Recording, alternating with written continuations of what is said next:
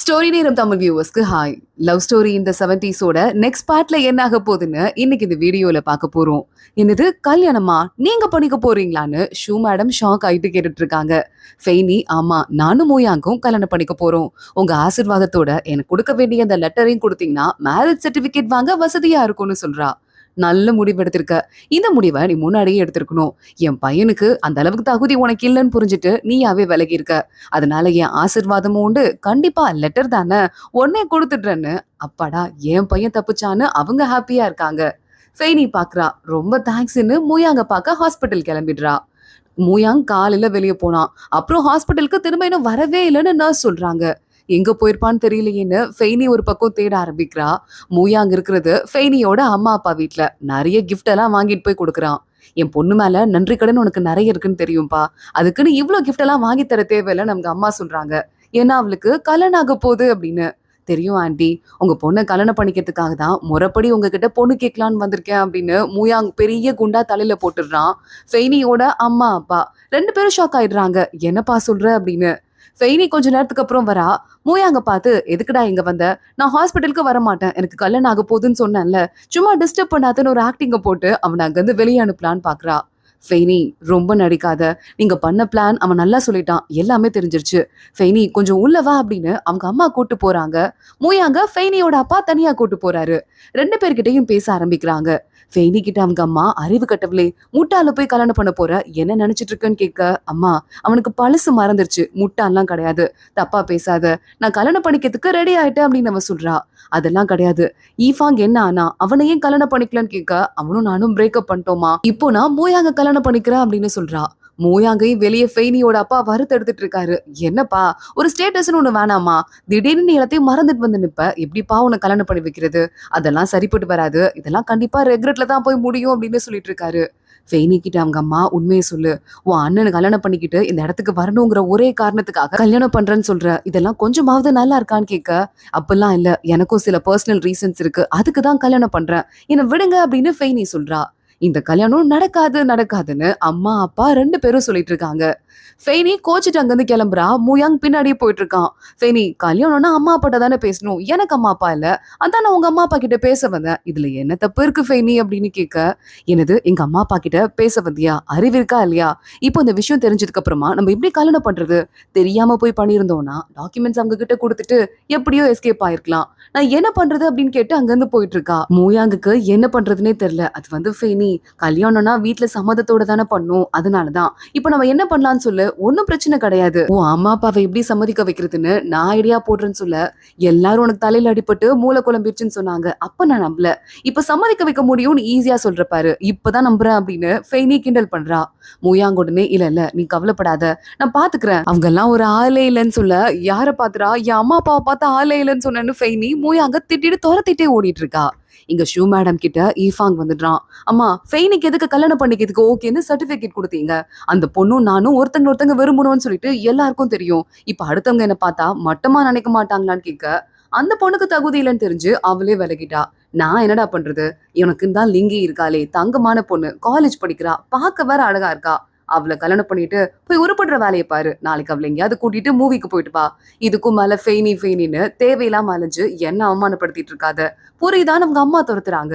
ஈஃபாங்குக்கு என்ன பண்றதுன்னு தெரியாம, இப்ப போமா அப்படின்னு அங்கிருந்து கோச்சிட்டு கிளம்பிட்டு இருக்கான். இங்க மேக்ஸ் டிபார்ட்மெண்ட்ல, அதாவது மூயாங்கோட அக்கா மூஜிங்க காட்டுறாங்க. ஃப்ரெண்டு நாளைக்கு மூவி போலாண்டி அப்படின்னு சொல்லிட்டு அங்க இருந்து கிளம்புறா. இவ உடனே மனசுக்குள்ள கணக்கு போட ஆரம்பிக்கிறா. டாக்டர் சூவை பார்த்து 4-5 நாள் ஆயிடுச்சு, என்ன பண்றது அப்படின்னு யோசிச்சுட்டு, கண்டிப்பா என் மேல அவனுக்கு இன்ட்ரெஸ்ட் இருக்குன்னு நினைச்சேங்கிற மாதிரி ஏதோ யோசிச்சுட்டு இருக்கா போல. ஆனா அவன் ஃபேமிலி பெரிய ஃபேமிலி, என்னால ஒண்ணும் பண்ண முடியாதுன்னு அதை பத்தி யோசிக்கவே வேண்டாம் அப்படின்னு அதை அப்படியே கிராஸ் பண்ணிட்டு இருக்கா. ஃபெய்னியோட அம்மாவும் அப்பாவும் பேசிட்டு இருக்காங்க. ஃபெய்னியோட அரங்கா பிடாரி, என்னால அவளை சமாளிக்க முடியல, அந்த பையனை கூட உங்களால சமாளிக்க முடியாதான்னு ஃபெய்னி அம்மா கேட்க, அவன் ஃபெய்னிக்கும் மேல இருக்காண்டி அவன் கிட்ட பேசவே முடியல, விட்டு கொடுக்காம பேசிட்டு இருக்கான், என்ன பண்றதுன்னு தெரியல, பாத்துக்கலாம். ஆனா ஃபெய்னி எதுக்கு திடீர்னு எல்லாத்தையும் மறந்த ஒரு இடியட்ட கல்யாணம் பண்ணிக்கணும்? கண்டிப்பா இதுல ஏதோ ஒண்ணு இருக்கு, ஆனா அது என்னன்னு மட்டும் தான் எனக்கு தெரியல அப்படின்னு அவங்க அப்பா குழம்பிட்டு இருக்காரு. என்னவா இருக்கும்னு அவங்க அம்மா மாறி மாறி யோசிக்கிறாங்க. இங்க டாக்டர் சூ வந்துடுறான். மறுபடியும் பாக்குறதுக்காக மூஜிங்க, இல்ல உன்கிட்ட கொஞ்சம் பேசணும், தனியா பேசலாமா அப்படின்னு கேக்குறான். மூஜிங் ஓகே அப்படின்னு சொல்லிட்டு தனியா போய் நின்னுட்டு இருக்கா. அங்க சூ டாக்டர் வந்துட்டு, நான் கொஞ்சம் யோசிச்சு பார்த்தேன். நான் எதுக்காக அப்படி திங்க் பண்ணேன் அப்படின்னு எனக்கே தெரியல. எனக்கு நெறைய ஆப்ஷன்ஸ் இருக்கு. கூட வேலை பார்க்குற ஏதாவது ஒரு டாக்டர கல்யாணம் பண்ணிக்கலாம். இல்ல அப்பாவோட ஃப்ரெண்ட்ஸ் நெறைய பேர் இருக்காங்க. அவங்க பொண்ண கல்யாணம் பண்ணி குடுக்குறதுக்கு. அவங்க பொண்ண கல்யாணம் பண்ணிக்கலாம். ஆப்ஷன்ஸ் இருந்தும் எனக்கு என்னவோ ஒண்ணு புடிச்சிருக்கு. உன்ன கல்யாணம் பண்ணிக்கணும்னு தோணுது அப்படின்னு சொல்லிட்டு, நீ என்ன சொல்ற? ஓகே தானே உனக்கு? அப்படிங்கிற மாதிரி கேட்க ஆரம்பிக்கிறான். உடனே இவ பார்க்குறா. எனக்கும் தான் ஆப்ஷன்ஸ் இருக்கு. என் கூட வேலை பார்க்குற மத்த டீச்சர்ஸ் எல்லாம் இருக்காங்க. அவங்கள கல்யாணம் பண்ணிக்கலாம். இல்ல அதே மாதிரி எனக்கு தெரிஞ்ச ஃப்ரெண்ட்ஸ் இருக்காங்க. அவங்கள கல்யாணம் பண்ணிக்கலாம். நான் ஏன் ஓகே சொல்லணும்? நீங்க பெரிய ஃபேமிலில பொறந்திருக்கீங்கங்கிற ஒரே காரணத்துக்காக நான் ஓகே மட்டும் தான் சொல்லணுமா அப்படின்னு மூஜின் கேக்குறா. நான் பேச்சுக்காக பேசுற ஒரு ஆள் கிடையாது. ரொம்ப ஸ்ட்ரெயிட் ஃபார்வர்டா இருப்பேன். நான் சொல்றேன், நீ என்ன கல்யாணம் பண்ணிக்கிறது தான் எனக்கு தெரிஞ்சு கரெக்டா இருக்கும்னு சொல்ல. ஓ அப்படியா? நான் கொஞ்ச நேரம் யோசிச்சுட்டு அதுக்கப்புறமா சொல்றேன் அப்படின்னு மூஜிங் சொல்றா. யோசி அப்படின்னு ரொம்ப நேரமா வெயிட் பண்ணிட்டு இருக்கான் சூ டாக்டரும். கொஞ்ச நேரத்துக்கு அப்புறமா அவகிட்ட போயிட்டு 3 ஹவர்ஸா நீ வெயிட் பண்ணிட்டு இருக்க. முஜின், நான் கேட்கும் போதே நீ என்ன பதில் சொல்ல போற நீ முடிவு பண்ணிட்ட. ஆனா சொல்லாம வேணும்னே நேரத்தை ஸ்பெண்ட் பண்ணிட்டு இருக்கன்னு சொல்ல. அப்படியா? நான் முடிவு பண்ணிட்டேனா?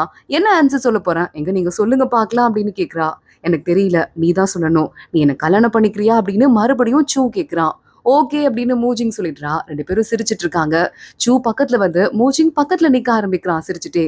இங்க இன்னொரு பக்கம் நம்ம ஃபெய்னியோட அப்பா ஃப்ரெண்ட்ஸோட சேர்ந்து கேம் விளையாடிட்டு இருக்காரு. மூயாங் இந்த தடவை இவரை மயக்கணுங்கிற ஒரே திட்டத்தோட அங்க வந்துடுறான். இவர் உடனே பார்த்துட்டு தோக்க போறாரு போல அவரு. இல்ல இல்ல, இந்த ஆட்டத்துக்கு அலைங்க, நான் நல்லா தான் விளையாடிட்டு இருந்தேன். ஆனா இவனை பார்த்து என் மைண்ட் கொஞ்சம் டென்ஷன் ஆயிடுச்சு. அங்க இருந்து கிளம்புறாரு. தோக்க போற, பயந்துட்டு ஓடுற, நல்லா தெரியுதுன்னு ஃப்ரெண்ட்ஸ் எல்லாம் கிண்டல் பண்றாங்க. மோயாங் பாக்குறான். இவர் எனக்கே சொல்லிக் கொடுத்த குரு. அவரை மாதிரி யாராலையும் விளையாட முடியாது. நான் அவருக்கு பதிலா இந்த கேம் விளையாடுறேன் அப்படின்னு அவன் விளையாட ஆரம்பிக்கிறான். சரிப்பா, நீ ஜெயிச்சிட்டனா உனக்கு என்ன வேணும்னு கேட்க, எனக்கு பெரிய வாட்டர் மெலனா உனக்கு கிஃப்டா வாங்கி கொடுங்க அப்படின்னு சொல்றான். சரி ஓகே, நீ ஜெயிச்சிட்டா நான் வாட்டர் மெலன் வாங்கி கொடுக்குறேன். ஆனா நான் ஜெயிச்சிட்டா நீ என்ன கொடுப்ப அப்படின்னு கேட்க, இந்த கேம் விளையாடுறதுக்கு காயின்ஸ் இருக்கும்ல, அதை ரெட்வுட்ல பண்ணி பயங்கர ரிச்சா கொண்டு வந்து பக்கத்துல வச்சிட்டு இருக்கான். இதை ஃபெய்னியோட அப்பாக்கு கிஃப்டா கொடுக்கலான்னு கொண்டு வந்தேன். இந்த 2 வைன் பாட்டிலையும் அவருக்கு தான் கொண்டு வந்தேன். ஆனா இந்த கேம்ல இதை பெட் வைக்கிறேன்னு சொல்ல ஃபெய்னி அப்பா பாக்குறாரு. நமக்கு வந்து ஒரு நல்ல சான்ஸ் அடுத்தவங்களுக்கு போறதா? கூடவே கூடாது. இல்ல இல்ல, இதை எடுத்துட்டு வீட்டுக்கு வா அப்படின்னு சொல்றாரு. அங்கிள் என்ன நம்புங்க, நான் பாத்துக்கிறேன் அப்படின்னு மூயாங் விளையாட ஆரம்பிக்கிறான். இன்னொரு பக்கம் ஃபெய்னி கோஆபரேட்டிவ் ஆபீஸ் போய் சில திங்ஸ் அவளுக்கு தேவையானதெல்லாம் வாங்குறா. எதுக்குடி? ஈஃபாங் தானே பே பண்ணும், நீ எதுக்கு பே பண்றக்க? இல்ல ஈஃபாங் அம்மா உனக்கு வாங்கி கொடுக்கணும், நீ எதுக்கு வாங்குற அப்படின்னு கேட்க, ஈஃபாங்குக்கும் எனக்கும் பிரேக்கப் ஆயிடுச்சு அப்படின்னு ஃபெய்னி சொல்றா. அவ உடனே ஒரு பக்கம் பயங்கரமா ஷாக் ஆயிட்டு இருக்கா. இங்க பார்த்தா மூயாங் எல்லாரையும் அடிச்சு நவுத்துறான். ஆப்போசிட்ல இருக்கிறவர் தொடர்ந்து தோத்துட்டே இருக்காரு. அங்கிள், நீங்க எனக்கு எத்தனை வாட்டர் மெலன் வாங்கி கொடுக்கணும்னு கணக்கே மறந்து போயிடுச்சு அப்படின்னு மூயாங் சொல்ல அவர் கோச்சிட்டு அங்கிருந்து கிளம்பிடுறாரு. பாத்தீங்கல்ல, ஏன் ஸ்டூடெண்ட்னு பெருமையா பந்தா காட்டிட்டு ஃபெய்னியோட அப்பா மூயாங்க உள்ள கூட்டு போறாரு. வீட்டுக்குள்ள நுழைறதுக்கு முன்னாடி உன்னை நான் உள்ள கூப்பிட கூடாதுதான். ஆனா ஃபெய்னியோட அம்மா சொந்தக்காரங்க வீட்டுக்கு போயிருக்கா. இப்போ நம்ம 2 பேர் தான் இருக்க போறோம். அதனால எந்த பிரச்சனையும் இல்ல. மாஸ்டர்னு வர சொல்லியிருக்க. உள்ள வா வா அப்படின்னு கூட்டு போறாரு. நல்ல பல காட்டிட்டு இவனும் உள்ள போயிட்டு இருக்கான். ஃபெய்னி இந்த மாதிரி கல்யாணம் பண்ணிக்க போற விஷயம் எல்லாமே தெரிஞ்சிருது லின்மைக்கு. எனக்காக நீ கல்யாணம் பண்ணிக்க போறியா? அதுக்குன்னு ஒரு பைத்தியக்காரன? சத்தியமா வாய்ப்பே இல்ல. அப்ப நான் நிம்மதியா உன் வீட்டுல வந்து வாழ முடியுமா? வேணாண்டி ப்ளீஸ், அந்த வேலையை மட்டும் பண்ணாதன்னு கெஞ்சுறா. ஃபெய்னி பாக்குறா. அவன் முட்டாள் கிடையாது, எல்லாத்தையும் மறந்து போயிருக்கான். திறமையான பையன். அவனுக்குன்னு ஒரு வேலையை வேற பாத்துக்கிட்டான். நல்லா வரைய தெரியும். சம்பாதிக்கவும் ஆரம்பிச்சுட்டான். அவனுக்கு வீடும் வேற கிடைக்குது. இதுல எனக்கு இன்னும் என்னதான் ப்ராப்ளம் இருக்கு? எந்த ப்ராப்ளமும் இல்லைன்னு சொல்ல. இல்லடி, அவன் நல்ல பையன் தான், நான் இல்லைன்னு சொல்லல. ஆனா நான் இன்னும் கொஞ்சம் பெட்டரா டிசர்வ் பண்ற. ஈஃபாங்னா உன் லைஃபே செட்டில் ஆயிருக்கும். எனக்கு இன்னும் மனசுக்கு ஒத்தே வரல. உன் அண்ணனுக்கு தெரிஞ்சா கொன்னே போட்டுருவான் அப்படின்னு லின்மை புலம்ப ஆரம்பிக்கிறா. மூயாங் வீட்ல சமையல் எல்லாம் பண்ணி ஃபெய்னியோட அப்பாக்கு கொடுக்குறான். அங்கிள், சூப்பரா பண்ணிருக்கேன், சாப்பிடுங்க அப்படின்னு. இங்க பாருப்பா, என்ன நீ மாஸ்டர்னு கூப்பிடுற தகுதி உனக்கு இல்ல. என்ன வந்து சார்னே கூப்பிடுன்னு சொல்ல, ஓகே சார் அப்படின்னு ஒரு ஸ்டெப்பு தள்ளி நிக்கிறான். என் கூட உட்காந்து குடிக்கிறதுக்கும் உனக்கு தகுதி இல்ல, புரியுதான்னு சொல்ல, புரியுது சார் அப்படின்னு மூயாங் சொல்றான். அதுக்குள்ள லின்மை ஃபெய்னியோட அண்ணனுக்கு போய் போன் பண்ண போயிடுறா. இந்த விஷயத்த நடக்க விடக்கூடாது, அதுவும் தனக்காக நடக்க விடக்கூடாது அப்படின்னு. மூயாங்க கிட்ட ஃபெய்னியோட அப்பா பேசிட்டு இருக்காரு. அம்மா, இந்த காயின் ரொம்ப காஸ்ட்லியா இருக்கு, எங்க வாங்கினேன்னு. பக்கத்துல உட்காந்து குடிக்கிறதுக்கு தகுதி இல்லைன்னு மூயாங்க ரூம்குள்ள உட்கார வச்சு ஜன்னல் வழியா குடிக்க வச்சுட்டு இருக்காரு. இதை நானே பண்ணேன் அங்கிள். நான் உங்களுக்கு கிஃப்ட் தரலான்னு போய் பார்த்தேன். எல்லாமே ரொம்ப ரிச்சா இருந்தது, காஸ்ட்லியா இருந்தது. அதனால அஃபோர்ட் பண்ண முடியல. விலை கம்மியா இருந்தா பாக்க நல்லா இல்ல. அதனால என் ஃப்ரெண்டு கிட்ட கொஞ்சம் ரெட்வுட் இருந்தது, அதை மட்டும் காசு கொடுத்து வாங்கிட்டு போயிட்டு நானே பண்ணிட்டேன். அங்கிள், எனக்கு நிறைய செய்ய தெரியும், நிறைய திறமை இருக்கு. நீங்க கவலையப்படாதீங்க. ஃபெய்னிய பசியால வாட விட்டுற மாட்டேன். அவளை நல்லா பாத்துக்குவேன். நீங்க ஏன் கவலைப்படுறீங்க? ஈவாங்க கூட எதுக்கு தெரியுமா அவ பிரேக்கப் பண்ணா? அவன் நல்ல பையன் இல்ல அங்கிள்னு மூயாங் எல்லா கதையும் சொல்ல ஆரம்பிக்கிறான். எவ்வளவு தைரியம் தான் அந்த ஈஃபங் என் பொண்ணு கிட்ட இவ்வளவு மட்டமா நடந்துட்டு இருப்பான். அவனுக்கு என்ன தலையில கொம்பு முளைச்சிருக்குன்னு நினைப்பா? என் பொண்ணை கல்யாணம் பண்ணிக்கிறதுக்கெல்லாம் குடுத்து வைக்கணும்னு சொல்ல மூயாங் சொல்றான். அதேதான் நானும் சொல்றேன். உங்க பொண்ணு ரொம்ப ரொம்ப தங்கம். அவளை நான் நல்லபடியா பாத்துக்கிறேன். அவளுக்கு என்ன தேவையோ அதை கொடுக்குறேன். எனக்கு என்னவோ அது ஒரு வேலை கிடைக்கும் அப்படிங்கிறதுக்காகலாம் ஈஃபாங்க கிட்ட உங்க பொண்ணு வாழ்க்கையை தொலைக்கிறது சரின்னு படல. அவளை படிக்க கூட விட மாட்டான் அங்கிள் அப்படின்னு சொல்ல, நீ என் பொண்ணு படிக்கிறத சப்போர்ட் பண்றியா அப்படின்னு அவங்க அப்பா கேக்குறாரு. சப்போர்ட் பண்றேனா, என்னால படிக்க வைக்க முடியறதுக்கு என்னெல்லாம் பண்ணுமோ எல்லாத்தையும் நான் பண்ணுவேன். நான் படிக்க வைப்பேன் அங்கிள் அப்படின்னு சொல்ல, இங்க பாரேன், நான் சும்மா ஒரு ஹைப்போதெட்டிக்கலா கேக்குறேன். ஒருவேளை எனக்கு உன்னை பிடிச்சு நான் கல்யாணத்துக்கு ஓகே சொல்லிட்டேன்னா இதெல்லாம் உண்மையா செய்வியான்னு கேட்க, நிஜமா பண்ணுவேன் அங்கிள். ஃபெய்னிய என்னோட உயிரை விட மேலா நினைச்சு நல்லபடியா பாத்துக்குவேன்னு சொல்ல, எனக்கு பிடிச்சிருச்சு, வா வா என் பக்கத்துல வந்து உட்காரு, உன்னை மாப்பிள்ளை ஆயிட்டுக்கிறதுக்கு நான் ரெடி ஆயிட்டேன். ஆனா இந்த வீட்டுல வந்துட்டு எனக்கு அந்த அளவுக்கு பவர் கிடையாது, அதெல்லாம் அப்புறம் பாத்துக்கலாம்னு சொல்லிட்டு ஃபெய்னியோட அப்பா மூயாங் கிட்ட செம்ம க்ளோஸ் ஆயிடுறாரு. எனக்கு தாய்ச்சி தெரியும், அதான் பாக்கறாத்தே, எப்படி எப்படிலாம் மூவ்மெண்ட் பண்ணுன்னு தெரியும், உனக்கு சொல்லி கொடுக்குறேன் பாரு அப்படின்னு நல்லா சொல்லி கொடுத்துட்டு இருக்காரு. மூயாங் பாக்குறான், அங்கிள் நீங்க மொத்தமா கிட்டத்தட்ட 72 மூவ்மெண்ட்ஸ் பண்ணிருக்கீங்க. இதெல்லாம் நான் என்ன பண்றேன், ஒரு டிராயிங் பண்ணி புக்கா ரெடி பண்ணி அந்த புக்கை உங்ககிட்ட கொடுக்குறேன். இதை வச்சு நீங்க கிளாஸே எடுக்கலாம். உங்க திறமை இப்படி உன்னோட அழிஞ்சு போயிடக்கூடாது. இன்னும் பெரிய லெவலுக்கு உங்க திறமை போகணும் அங்கிள் அப்படின்னு 4 பிட்டு போடுறான். ஃபெய்னியோட அப்பா டோட்டலா விழுந்துடுறாரு. Super idea. ஆனாலும் ஃபெய்னியோட அம்மா கிட்ட சமாளிக்கிற பொறுப்பு உனக்கிட்ட இருக்கு, புரியுதான்னு கேட்க, நான் பாத்துக்கிறேன் அப்படின்னு மூயாங் சொல்லிட்டு இருக்கான். இங்க மூஜிங் இருக்கால, உங்க ப்ரொஃபசருக்கு போயிட்டு நானும் சூவும் கல்யாணம் பண்ணிக்கலாம்னு இருக்கோம், உங்களுக்கு ஸ்வீட் கொடுக்கறதுக்காக வந்தேன்னு சொல்ல, என்னம்மா சூ டாக்டரையா, இவ்வளவு வேகமா போகும் நான் எதிர்பார்க்கவே இல்லை, அவனை பத்தி உனக்கு என்ன தெரியும்னு கேட்க, போதுமான அளவு தெரியும், பெரிய குடும்பத்துல இருந்து வந்திருக்காரு, அந்த ஒரு ரீசன் போதும் நான் கல்யாணம் பண்ணிக்கிறதுக்குன்னு சொல்ல, இல்லம்மா வேற ஏதாவது தெரியுமான்னு கேட்க, டாக்டரா இருக்காரு, நல்ல பையனா இருக்காரு, அமைதியா பேசுறாரு, எனக்கு அது போதும். என்ன நீங்க சாதாரண குடும்பத்துல இருந்து வந்திருக்கேன் அப்படிங்கிற காரணத்தினால இந்த ப்ராஜெக்ட் ரொம்ப கான்பிடென்ஷியல், இதுல நான் இன்வால்வ் ஆக முடியாதுன்னு சொன்னீங்க. இப்போ நான் சூவை கல்யாணம் பண்ணிக்கிட்டா ஒரு பெரிய கேடர் குடும்பத்துல இருந்து வந்த பொண்ணாயிருவேன். இப்போ எனக்கு ப்ராஜெக்ட் கிடைக்குமா அப்படின்னு கேட்க, ஒரு ப்ராஜெக்டுக்காக கல்யாணத்துக்கு சம்மதிச்சிருக்க, இது உனக்கு தப்பா தெரியலையாமா, ரெக்ரெட் பண்ண மாட்டியான்னு கேட்க, இல்ல பண்ண மாட்டேன், ரெக்ரெட் பண்ண மாட்டேன் அப்படின்னு அவ சொல்லிக்கிட்டு இருக்கா. இந்த ப்ராஜெக்ட்ல கண்டிப்பா உனக்கு இடம் கிடைக்கும், போய் மறுபடியும் அப்ளிகேஷனை ரெடி பண்ணு அப்படின்னு அவங்க சார் சொல்லி அனுப்பிடுறாரு. ஃபெய்னி மூயாங் 2 பேரும் நேரா கிளம்பி போயிட்டு இருக்காங்க. அடுத்து சமாளிக்க வேண்டிய வேலை இருக்குல்ல, அதான் ஃபெய்னியோட அம்மாவை அவங்கள பாக்குறதுக்காக. அதுக்குள்ள நம்ம மூயாங் சும்மா சொல்றது மட்டும் இல்ல, ஃபெய்னியோட அப்பாவோட மூமெண்ட்ஸ் எல்லாம் அதே மாதிரியே பெயிண்டிங்கும் வரைஞ்சு புக்கும் ரெடி பண்ணி கொடுத்திருக்கான். அவங்க அப்பா அவங்க ஃப்ரெண்ட்ஸ் கிட்ட எல்லாம் காட்டி சீன் போட்டுட்டு இருக்காரு. இது நீதானா, தாய்ச்சி தெரியுமா, சொல்லவே இல்ல, யாருப்பா அந்த மாதிரி புக் எல்லாம் போட்டு கொடுத்தது, அமேசிங்கா இருக்கு, யார் யாரு மூயாங்க அப்படின்னு கேட்டுட்டு இருக்காங்க. அதை பத்தி உங்களுக்கு என்ன ப்ராப்ளம், நான் சூப்பரா சொல்லி கொடுக்குறேன், யாரு கிளாஸ்க்கு வரீங்கன்னு கேட்க, நிறைய பேர் நான் வரேன் நான் வரேன் அப்படின்னு கத்துறாங்க. இவரு கிளாஸே எடுக்க ஆரம்பிச்சிடுறாரு. ஃபெய்னி மூயாங் கூட சைக்கிள்ல வந்துட்டு இருக்கா. கேட்டுக்கு வெளியே நிறுத்து நிறுத்துன்னு சொல்றா. மூயாங் கண்டுக்காம நேரா சைக்கிள் எடுத்துட்டு உள்ள போறான். எல்லாரும் பாக்குறாங்க, ஏதாவது பேசுவாங்க, நிறுத்துறான்னு சொல்ல அவங்க அப்பா முன்னாடியே சைக்கிளை ஓட்டிட்டு போறான். ஃபெய்னி பயந்து நடுங்க ஆரம்பிக்கிறா. டேய் என்னடா பண்றேன்னு மூயாங் கையை பிடிச்சி இழுத்து ஃபெய்னிய உள்ள கூட்டு போறான். உங்க அப்பா என் சைடு வா போலாம் அப்படின்னு. ஃபெய்னிக்கு ஒண்ணும் புரியாம நடுங்கிட்டே நேரா உள்ள போறா. சரி சரி எனக்கு கொஞ்சம் வேலை இருக்கு, நான் மூயாங்கிட்டையும் என் பொண்ணுகிட்டையும் கொஞ்சம் பேசணும்னு அவங்க அப்பாவும் பின்னாடி வராரு. உங்க அப்பா கிட்ட பேசி நான் சம்மதிக்க வச்சுட்டேன், உனக்கு தெரியாதா அப்படின்னு கேட்க, அவங்க அப்பா உள்ள வராரு. உங்க அம்மா கிட்ட பேசி சமாளிக்க வேண்டியது என்னோட பொறுப்பு கிடையாது, உங்க பொறுப்பு, ஞாபகம் இருக்கா அப்படின்னு உங்க அப்பா கேக்குறாரு. ஃபெய்னியோட அம்மா உள்ள வந்துட்டு இருக்காங்க. ஆளுக்கு என்னம்மா பொண்ணுக்கு கல்யாணம் பண்ண போறீங்களா, ஹீரோவையே மாப்பிள்ளையா புடிச்சிட்டீங்க, கலக்குறீங்கன்னு புகழ்ந்து பேசிட்டு இருக்காங்க. இல்ல அதெல்லாம் ஒண்ணும் இல்லைன்னு ஃபெய்னியோட அம்மா இங்க என்ன நடக்குது அப்படின்னு வீட்டுக்குள்ள வந்து கத்த ஆரம்பிக்கிறாங்க. இல்லடி எனக்கும் இதுக்கும் எந்த சம்மந்தமும் கிடையாதுன்னு சொல்லிட்டு ஃபெய்னி அப்பா எஸ்கேப் ஆகுறாரு. சம்மதம் இல்லையா, இப்பதான் உங்க ஃப்ரெண்ட்ஸ் எல்லாம், அதாவது உங்க ஸ்டூடெண்ட்ஸ் எல்லாம் பாத்துட்டு வந்தேன், நல்லா தெரிஞ்சிருச்சு, புக்கு போட்டு கிளாஸ் எடுக்கிறீங்களோ அப்படின்னு அவங்க அம்மா கத்திட்டு இந்த கல்யாணம் நடக்காது அப்படின்னு சொல்லிடுறாங்க. உடனே பாக்குறான், இல்லங்க நான் சொல்றது ஒரு நிமிஷம் கேளுங்க ஆண்டி, மெட்டீரியல் வைஸ்ல பார்த்தா நான் ஈஃபாங்கோட கம்மியான ஆள் தான், ஆனா மெட்டீரியல் மட்டும் பெரிய விஷயம் ஆயிடாது இல்ல, நான் ஃபெய்னிய நல்லா பாத்துக்குவேன்னு சொல்ல, இல்லப்பா என் பொண்ணு நல்லா நான் யோசிச்சுட்டேன், ஒரு வீட்டுக்காக உன்னை கல்யாணம் பண்ணிக்கிறேன்னு சொல்லிட்டு இருக்கா, என் பொண்ணு சத்தியமா அந்த மாதிரி ஒரு வாழ்க்கை வாழ்றதுக்கு நான் விட மாட்டேன், என்ன கஷ்டப்பட்டாலும் என் பொண்ணு நாங்க நல்ல இடத்துல கல்யாணம் பண்ணி கொடுப்போம்னு சொல்ல, ஃபெய்னி பாத்துட்டு இருக்கா. மா கொஞ்ச நேரம் சும்மா இருமா, ஈஃபாங் மாதிரி ஒரு ஆளை கல்யாணம் பண்ணிக்கிட்டா வாழ்க்கை முழுக்க நான் அவனோட சின்னவன் சொல்லிட்டு ஃபீல் பண்ணிட்டே இருக்கணும், அந்த மாதிரி ஒரு வாழ்க்கை எனக்கு தேவையில்லைன்னு சொல்லிட்டு இருக்கா.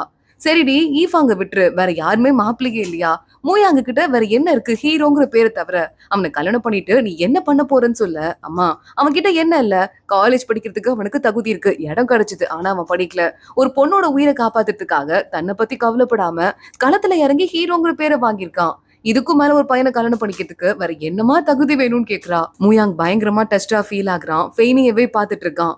அதுவும் இல்லாம நான் வந்து அண்ணாக்காக மட்டும் இந்த முடிவு எடுக்கல, என்னோட பர்சனல் ரீசன்காகவும் முடிவு எடுத்திருக்கேன்.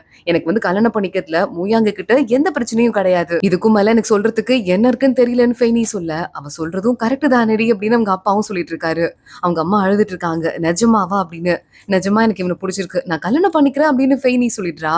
அவ்வளவுதான், அவங்க அம்மா கொஞ்சம் லைட்டா சிரிக்க ஆரம்பிச்சிடுறாங்க. கல்யாணத்துக்கு ஓகேங்கிற நிலைமைக்கு வந்துடுறாங்க வேற வழி இல்லாம. மூயாங்க அடுத்த நாள் ஹாஸ்பிட்டல்ல இருந்து நர்ஸ் கிட்ட நான் கல்யாணம் பண்ணிக்க போறேன் அப்புறம் வரேன்னு ஹாப்பியா கிளம்பி போயிட்டு இருக்கான். அங்க இன்னொரு பக்கம் நம்ம ஃபெய்னியோட அம்மா அப்பா வெயிட் பண்றாங்க. ஹாஸ்பிட்டல்ல இருந்து மூயாங் கிளம்பி 1 மணி நேரம் ஆச்சுன்னு சொல்றாங்க. பாத்தியா, அதான் மூல கோளாறு பிடிச்சவங்க கிட்ட எல்லாம் இவ்வளவு சீரியஸா இருக்காதுன்னு சொன்னேன். 1 மணி நேரம் ஆச்சு. இங்க இருந்து ஹாஸ்பிட்டல் எவ்வளவு தூரத்துல இருக்கு? வல்ல பாத்தியா, நம்மள இங்க நடு தெருவுல நிக்க வச்சுட்டான். நான் வீட்டுக்குள்ள போறேன்னு சொல்லிட்டு அவங்க அம்மா அப்பாவும் கிளம்பி போயிடுறாங்க. ஃபெய்னி பக்கத்துல லின்மை நிக்கிறா. விட்ரி, நடந்தது நடந்து போச்சு, இதெல்லாம் நல்லதுக்கு இல்லைன்னு அப்ப அர்த்தம். இதை கண்டுக்காம விட்டுரு, உன் அண்ணனுக்கு தெரிஞ்சா எப்படினாலும் கோவம் தானே பட போறான்னு சொல்ல ஃபெய்னி பாக்குறா. லின்மை, என்னடி பண்ண? என் அண்ணனுக்கு ஃபோன் பண்ணி சொல்லிட்டியா? என் அண்ணன் இங்க வந்துட்டானான்னு கேட்க, ஆமாண்டி உங்க அண்ணன் வந்துட்டாரு, நான் போயிட்டு மூயாங்க பார்த்து பேசிக்கிறேன்னு சொல்லிட்டு கிளம்புனாரு, அப்புறம் என்னாச்சுன்னு எனக்கு தெரியாது அப்படின்னு சொல்லிட்டு இருக்கா. எதுக்குடி நீ எங்க அண்ணனுக்கு ஃபோன் பண்ணி சொல்லன்னு கத்திட்டு ஃபெய்னி கிளம்புறா. பார்த்தா இங்க இன்னொரு பக்கம் நம்ம மூயாங்க ஒரு மரத்துல கட்டி போட்டு ஃபெய்னியோட அண்ணன், உங்களை மாதிரி ஒரு ஹீரோவை நான் பார்த்ததே இல்ல சார், வணக்கம் சார், சல்யூட் சார் அப்படின்னு சொல்லிட்டு இருக்கான். சல்யூட் நான் திருப்பி வைக்கணும்னா கூட என் கையை கழட்டி விடுங்க. அதுவும் இல்லாம மச்சான் நமக்குள்ள இதெல்லாம் என்னன்னு கேட்க, இது மச்சானா? ஆனா என் தங்கச்சியை கல்யாணம் பண்ணி கொடுக்குறேன்னு ஒத்துக்கவே இல்ல. ஒரு முட்டாளுக்கு போய் யாராவது தங்கச்சியை கல்யாணம் பண்ணி கொடுப்பாங்களான்னு கேட்க, ஹலோ நான் பைத்தியம் இல்லைங்க, நான் தெளிவாதான் இருக்கேன் அப்படின்னு மூயாங் சொல்லிட்டு இருக்கான். ஃபெய்னி லின்மை 2 பேரும் ஓடி வந்துடுறாங்க. நான் பைத்தியம் மாதிரி ஏதாவது பண்ணிட்டு இருக்காது அப்படின்னு ஃபெய்னி கட்டெல்லாம் கழட்டி விடுறா. இவர் ஒரு ஹீரோ, அவரை போய் நான் கல்யாணம் பண்ணிக்க போறேன்னு நீ பெருமை தான் பண்ணும், மத்தபடி அசிங்கப்படக்கூடாதுன்னு சொல்ல, இந்த பையன் கிட்ட ஹீரோங்கிற பேரை தவிர வேற எதுவுமே கிடையாது, எப்படி நீ கல்யாணம் பண்ணிக்குவேன்னு கேட்க, லின்மை கூட தான் உன்னை லவ் பண்றா. எதை பார்த்து லவ் பண்றா? உன்ட்ட என்ன பெருசா சொத்தா இருக்கு, ஒருத்தங்களை பார்த்தா லவ் வரும்ல அப்படின்னு சொல்ல, உடனே உங்க அண்ணா அமைதி ஆயிடுறான். நிஜமாவே உனக்கு அவனை பிடிச்சிருக்கா அப்படி சொல்லிட்டு கேட்க, ஆமா நிஜமாவே எனக்கு பிடிச்சிருக்கு, அவனுக்கு மூளையில பிரச்சனை இருக்கு நீ சொல்ற, ஆனா மனசு தங்கம்னு சொல்லிட்டு நான் சொல்லிட்டு இருக்கேன், புரியுதா அப்படின்னு கேட்டுட்டு இருக்க. பக்கத்துல போறான் அவங்க அண்ணன். என் தங்கச்சி கண்ணுல ஒரு சொட்டு கண்ணீர் வந்தது, அப்புறமா நடக்கிறதே வேறன்னு சொல்ல, அப்படி ஒரு நிலைமை வரவே வராது, நான் உங்க தங்கச்சிய நல்லபடியா பாத்துக்குவேன் அப்படின்னு மூயாங் சொல்றான். சரி சரி போதும், பிரிஞ்சு போங்க, கல்யாணத்துக்கு போலாம், சர்டிபிகேட் வாங்கணும் அப்படின்னு மூயாங்க ஃபெய்னி அங்க இருந்து கூட்டு போயிட்டு இருக்கா. லின்மை பாக்குறா, எனக்கு இப்பதான் ஹாப்பியா இருக்கு, குடும்பமே ஒண்ணு சேர்ந்துருச்சுன்னு அவளும் கூட போயிட்டு இருக்கா. கல்யாண சர்டிபிகேட்க்கு போட்டோ எடுக்கிறதுக்கு 2 பேரும் ஆக்வர்டா நின்னுட்டு இருக்காங்க. பக்கத்துல போங்கப்பா, புருஷ பொண்டாட்டி மாதிரி நில்லுங்கன்னு போட்டோகிராஃபர் சொல்லி ஒரு வழியா போட்டோவும் எடுத்துட்டாரு. கல்யாண சர்டிபிகேட் வாங்கினா கல்யாணம் முடிஞ்சிருச்சு, அவ்வளவுதான். வீட்டுக்கு வந்து ஒன்னா ஃபேமிலியா சேர்ந்து சாப்பிட ஆரம்பிக்கிறாங்க. இதுக்கு மேல நான் ஃபெய்னி சொல்ற பேச்ச மட்டும் தான் கேட்பேன் அங்கிள், நீங்க யாரும் கவலைப்பட வேணாம்னு சொல்ல லின்மை பாக்குறா. ஃபெய்னி, எனக்கு ரொம்ப ஹாப்பியா இருக்குடி, ரொம்ப ரொம்ப சந்தோஷமா இருக்கு, சத்தியமா என்ன சொல்றதுனே தெரியலன்னு சொல்லிட்டு இருக்கா. ஃபெய்னி, ஒண்ணு சொல்ல தெரியாட்டி சொல்லாத, உன் மனசுல நினைக்கிறதுலாம் எனக்கு தெரியாதுன்னு நினைச்சிட்டு இருக்கியா? நானும் ஹாப்பியா தான் இருக்கேன், உனக்கும் சேர்த்து அப்படின்னு ஃபெய்னி சொல்லிட்டு இருக்கா. ஆனா அவசரமா ஒரு நாள் வந்ததெல்லாம் பரவாயில்ல, நீ சீக்கிரமா ஊருக்கு போயிட்டு சீக்கிரமா திரும்பி வந்துரு, லின்மையை கல்யாணம் பண்ணிக்கோ அப்படின்னு ஃபெய்னி சொல்லிட்டு இருக்கா. வீடே ட்ரீட் என்ஜாய் பண்றாங்க. டேப் ரெக்கார்டு ரிப்பேர் ஆயிடுச்சுன்னு மூயாங்க அதையும் சரி பண்றான். தம்பி, உங்களுக்கு அதுவும் சரி பண்ண தெரியுமா? என் பொண்ணு நல்ல பெரிய மாப்பிளையா தான் பிடிச்சிருக்கா போல அப்படின்னு அவங்க அம்மா பெருமையா இருக்காங்க. லின்மை, போதும் கிளம்புமா, நீ போய் என் பையனோட உன் வீட்டுல அவனை டிராப் பண்ண சொல்லு, போய் அவங்க அப்பா அம்மாக்கும் ஹாய் சொல்லிட்டு வாடா அப்படின்னு ஃபெய்னியோட அண்ணாவையும் அனுப்பி வைக்கிறாங்க. 2 பேரையும் ஒன்னா. அடுத்து நேரா, சரி ஓகே நீங்க 2 பேரும் இந்த ரூம்ல படுத்துக்கோங்க, ஓகே தானே, நாங்க போய் அங்கிள் வீட்ல படுத்துக்கிறோம்னு அவங்க அம்மா அப்பாவும் கிளம்புறாங்க. மூயாங் பாக்குறான், இல்ல அங்கிள், நான் ஏற்கனவே வந்து கெஸ்ட் ஹவுஸ் புக் பண்ணிட்டேன், இன்னைக்கு நைட் நாங்க 2 பேரும் போய் அங்க ஸ்டே பண்ணிக்கிறோம், நீங்க கஷ்டப்பட வேணாம்னு சொல்ல, பரவாயில்லையப்பா நல்லா யோசிச்சிருக்க, ஃபெய்னி இங்க வாமா, உன்ட்டு கொஞ்சம் தனியா பேசணும்னு அவங்க அம்மா கூட்டு போறாங்க. ஃபெய்னி, கல்யாணம் ஒரு பொண்ணு எப்படி பிஹேவ் பண்ணணும்னு உனக்கு தெரியும்ல, சில விஷயங்கள்லாம் நான் தான் உனக்கு சொல்லணும்னு சொல்ல, என்னமா பண்ணும், அதான் சர்டிபிகேட் ஆல்ரெடி வாங்கிட்டேன், எல்லாம் முடிஞ்சிருச்சுன்னு சொல்லிட்டு இருக்கா. இல்ல அத பத்தி சொல்லடி, உங்க 2 பேருக்கும் ஃபர்ஸ்ட் டைம் நடக்க போகுது இல்ல, அத பத்தி சொல்லிட்டு இருக்கேன். அதுவும் இல்லாம மூயாங்குக்கு சில வேற மண்டையில கோளாறு இருக்கு, சோ நீதான் சில விஷயத்தெல்லாம் சொல்லி கொடுக்குற மாதிரி இருக்கும்னு சொல்ல, மாமா போதும் போதும் வாய் மூடுமா, இதுக்கு மேல நீ எதுவும் சொல்ல வேணாம், நான் பாத்துக்கிறேன் அப்படின்னு ஃபெய்னி கிளம்பிடுறா. கெஸ்ட் ஹவுஸ்க்கு மூயாங் ஃபெய்னி 2 பேரும் வராங்க. உள்ள வந்து பார்க்கும் போதே ஒரே ஒரு பெட் தான் இருக்கு, இன்னும் ஒரே ஒரு பெட் தான் இருக்கு அப்படின்னு ஃபெய்னி கேக்குறா. ஃபெய்னி, அதெல்லாம் ஒண்ணும் கவலைப்படாது அப்படின்னு சொல்லிட்டு மூயாங் போய் கதவை சாத்துறான். விண்டோவெல்லாம் க்ளோஸ் பண்ணிட்டு சில பேப்பரு அப்படின்னு சொல்லிட்டு எதோ எடுத்து வைக்கிறான். ஃபெய்னி பாக்குறா, இதெல்லாம் எதுக்கு எடுத்துட்டு பக்கத்துல வர, என்ன பண்ண போறோன்னு கேட்க, குளிக்க போன ஃபெய்னி குளிச்சுட்டு வரேன் வெயிட் பண்ணு அவன் போறான். ஃபெய்னி அதுக்குள்ள இருந்து ரெடியா ஒரு அக்ரிமெண்ட் போட்டு வச்சிடுறா. மூயாங்க அதை எடுக்கிறான் படிக்கிறான். அதுல இந்த கல்யாண வாழ்க்கைக்கான ஒரு அக்ரிமெண்ட் இது. இதுல நாங்க பேருக்கு தான் ஹஸ்பண்ட் அண்ட் ஒய்ஃபா இருக்கோம், நிஜமான ஹஸ்பண்ட் அண்ட் ஒய்ஃப் கிடையாது. அதுக்கான ரூல்ஸ் ஒய்ஃபா எப்படி இருக்கணும் ஹஸ்பண்டா எப்படி இருக்கணும்லாம் ஃபாலோ பண்ணணும்னு எந்த அவசியமும் கிடையாதுன்னு போட்டிருக்கு. மூயாங்க அதை பார்த்துட்டு சிரிக்கிறான். சிரிச்சுட்டு அதுல கையெழுத்து போட்டு அவகிட்ட போய் கொடுத்துடுறான். ஆமா எதுக்கு இந்த பேப்பர்லாம் எடுத்துட்டு வந்துட்டு இருக்குன்னு சொல்ல, ஒரு பெட் தானே இருக்கு அதை விடு, நான் வந்துட்டு ஒண்ணு சொல்லணும். எனக்கு எல்லா ஞாபகமும் வந்துருச்சுன்னு மூயாங்க சொல்ல, நிஜமாவா எப்படா வந்துச்சு, என்கிட்ட ஏன் இத்தனை நாளா சொல்லல அப்படின்னு ஃபெய்னி கேக்குறா. மூயா அதுவா, எனக்கு ஞாபகம் வந்துருச்சுன்னா என்னை விட்டு போயிருவேன் நீ சொன்னல, அதனால தான் உன்கிட்ட எதையும் சொல்லலங்க.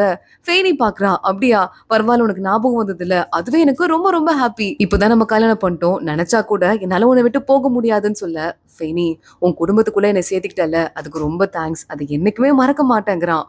ஃபெய்னி ஒண்ணே ஓகே இப்ப அடுத்து என்ன பிளான்னு கேட்க, தோ பேப்பரு அதுக்கு தான் எடுத்துட்டு வந்திருக்கேன், இந்த குச்சி நீ கையில வச்சுக்கோ, நான் பக்கத்துல வந்தா என்ன அடிக்கலாம், நீ என்ன நம்பலல்ல அதுக்காக ஓ சேஃப்டிக்காக கொண்டு வந்திருக்கேன் வச்சுக்கோ அப்படின்னு கொடுத்துடுறான். கையில இருக்க பேப்பர்லாம் எடுத்து தரையில விரிச்சு அது மேல நம்ம மூயாங்க ஏறி படுத்துக்கிறான். ஃபெய்னி பாக்குறா. தூக்கம் வரலடா, இதெல்லாம் எனக்கு என்னமோ கனவு மாதிரி இருக்கு. சின்ன வயசுல உன்னை எப்ப பார்த்தாலும் ஏதாவது கெட்டது நடக்கும், ஆனா என் வாழ்க்கையில இருக்க ஒரு பெரிய கெட்டதுல இருந்து இன்னைக்கு நீதான் என்ன காப்பாத்திருக்குன்னு சொல்ல, இதுக்கும் மேல எல்லாமே உன் வாழ்க்கையில நல்லது மட்டும்தான் நடக்கும் ஃபெய்னி, நான் ப்ராமிஸ் பண்றேன் அப்படின்னு சொல்லிட்டு இருக்கான். ஃபெய்னி பாக்குறா. ஒரு வேலை இது நம்ம வீடா இருந்ததுன்னா இங்க எப்படிலாம் நம்ம டெக்கரேட் பண்ணுவோம், நமக்கு 2 பேருக்குன்னு தானே வீடு இருக்கு, இந்த இடத்துல நான் ஒரு புக் ஷெல்ஃப் வைப்பேன் அப்படின்னு ஃபெய்னி சொல்ல, இந்த இடத்துல நான் ஒரு சோஃபா வைப்பேன் இவன் சொல்றான். ஃபெய்னி பாக்குறா.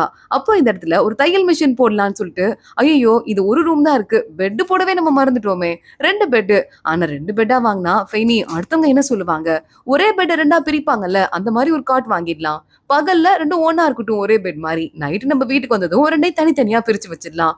ஐடியா எப்படின்னு சொல்ல, சூப்பர் ஐடியா எனக்கு பிடிச்சிருக்கு, இதையே ஃபாலோ பண்ணிக்கலாம் அப்படின்னு ஃபெய்னி அவன் கூட விளையாடிட்டு இருக்கா. அடுத்த நாள் ஃபெய்னியோட அண்ணா ஊருக்கு கிளம்புறான். லின்மை போயிடுறா. இந்த தடவை மட்டும் போயிட்டு நீ லேட்டா வந்தோன்னு வச்சுக்கோயேன், நான் சத்தியமா வெயிட்டே பண்ண மாட்டேன்டா, ஞாபகம் வச்சுக்கோன்னு சொல்ல, அதெல்லாம் நான் சீக்கிரமா வந்துருவேன், நீ வேற ஒருத்தனை கல்யாணம் பண்ணிக்கிறேன்னு சொன்னோன்னா எனக்கு கனவுலாம் அந்த மாதிரி வந்து எவ்வளவு தெரியுமா கஷ்டமா இருந்துச்சு, தலைவாணி எல்லாம் கோவத்துல பிச்சு எரிஞ்சிட்டேன், வெயிட் பண்ணிட்டே இரு நான் வந்துடுறேன், வந்து உனக்கு ப்ரொபோஸ் பண்றேன்னு சொல்லிட்டு அங்கிருந்து பாய் சொல்லிட்டு இவனும் கிளம்புறான்.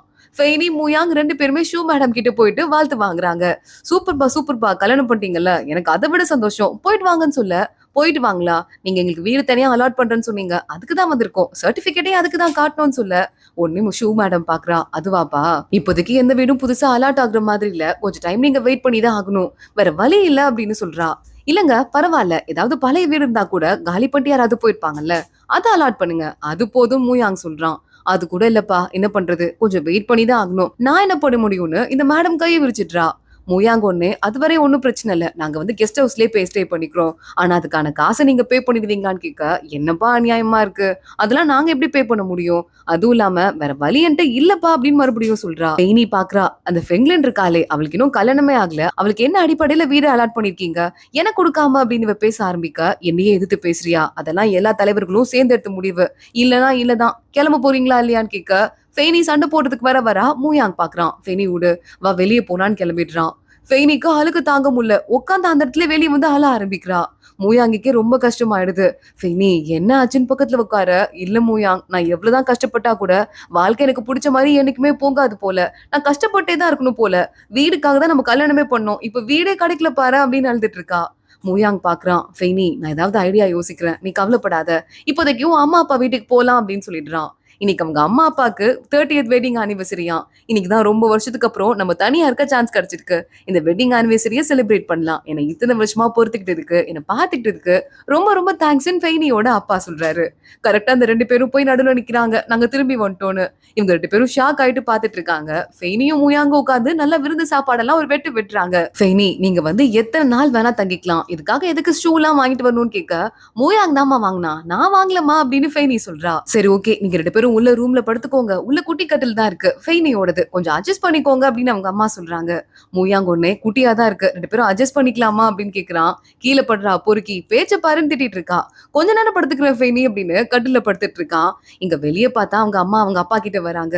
சாரிம்மா இன்னைக்கு நம்ம தனியா செலிப்ரேட் பண்ணலாம்னு நினைச்சேன், அதுக்குள்ள நம்ம பொண்ணு வந்துட்டான்னு சொல்ல, தோ பாருங்க ஒயின் கப் எடுத்துட்டு வந்துட்டேன், இப்போ நம்ம தனியா தானே செலிப்ரேட் பண்றோம் கிச்சன்னு நம்ம அம்மா சொல்லிட்டு இருக்காங்க. நீங்க ரொம்ப வருஷம் நல்ல வாழ்க்கை வாழணும், ஆரோக்கியமா இருக்கணும்னு அவங்க அம்மா சொல்ல, உனக்கும் அதே அதேதான் அப்படின்னு 2 பேரும் கியூட்டா செலிப்ரேட் பண்ணிருக்காங்க. நைட்டு ஃபெய்னி எந்திரிக்கிறா. தூக்கமே வரல. எனக்கு கடுப்பா இருக்கு. ஆமா, லின்மை கிட்ட இப்ப என்ன சொல்லி சமாளிக்கிறது? எப்படி நம்ம வீடு வாங்க போறோம்? ஏதோ பிளான் இருக்குன்னல்ல. அது என்னதுன்னு கேட்க, ஃபெய்னி உனக்கு வீடு முக்கியமா? இல்ல மானம் முக்கியமா? அப்படின்னு ஒரு குதர்க்கமான கேள்விய மூயான் கேட்கிறான். வீடு தான் முக்கியம். மானம் அடுத்துதான் அப்படின்னு ஃபெய்னி சொல்றா. அப்ப வா, என்கிட்ட ஒரு வேலை இருக்கு. அந்த வேலைய பார்க்கலாம் அப்படின்னு மூயாங்க அவள நடுராத்திரில கூப்பிட்டு கிளம்பிட்டு இருக்கான். கம்பெனிக்குள்ள போறாங்க. யாருக்கும் தெரியாம திருட்டுத்தனமா ஷூ மேடமோட ரூமோட ஜன்னல் வழியா நம்ம மூயாங்கவல உள்ள கூப்பிடுறான். எதுக்குடா ஷூ மேடமோட ரூம்குள்ள போகணும்னு சொல்ல, வீடு வேணுமா வேணாமான்னு கேக்குறான். வேணும் வேணும் அப்படின்னு ஃபெய்னி உள்ள குதிச்சிடுறா. அங்க ஒரு 2 பெஞ்ச சேர்த்து போட்டு 2 பேரும் படுத்துட்டு இருக்காங்க. என்னடா பண்ணிருக்கோம்? ஒரு ஆபீஸ்ல போய் வந்து ஒரு பையன் கூட படுத்துட்டு இருக்கேன். எனக்கு அவமானமா இருக்குன்னு சொல்ல, மானம் இல்ல நீ தானே சொன்ன. அதான இந்த பிளான எக்ஸிக்யூட் பண்ண அப்படின்னு ஃபெய்னி கிட்ட சொல்லிட்டு இருக்கான். இந்த கம்பெனிலனா நமக்கு ரூமே கொடுக்கவே மாட்டாங்க ஃபெய்னி. என்ன பண்றது? இங்கே நம்ம படுத்திருப்போம்னு சொல்ல, சரி சரி உன் கூடயே இருக்கேன் அப்படின்னு ஃபெய்னி சொல்றா. என் கூடயா அப்படின்னு மூயான் கேக்குறான். அதாவது பக்கத்துல கம்பெனி கொடுக்குறேன்னு சொன்னேன். நீ படுக்க வரதும் தப்பா நினைச்சுக்காதன்னு ஃபெய்னி திரும்ப படுத்துட்டு இருக்கா. ஃபெய்னி நாளைக்கு காலைல கண்டிப்பா திட்டுவாங்க. திட்டும்போது எல்லா பழியும் என் மேல போட்டுரு. நான் பாத்துக்கிறேன். நீ மட்டும் சண்டை போடாத. என்னை பத்தி கவலைப்படாத. எதுவும் பண்ணாத. புரியுதா அப்படின்னு அவன் சொல்லிட்டு இருக்க. நீ எதுக்கு என் பக்கமா திரும்புற? அந்த பக்கம் திரும்ப, அந்த பக்கம் திரும்புன்னு கத்திட்டே இருக்கா. சரி சரி திரும்பிட்டேன்னு சொல்ல, இதுக்குடா போர்வையை புடிச்சுனுக்குறேன்னு மறுபடியும் கத்த ஆரம்பிக்கிறா. சிரிச்சுட்டே இருக்கான் மூயாங்கவ கூட.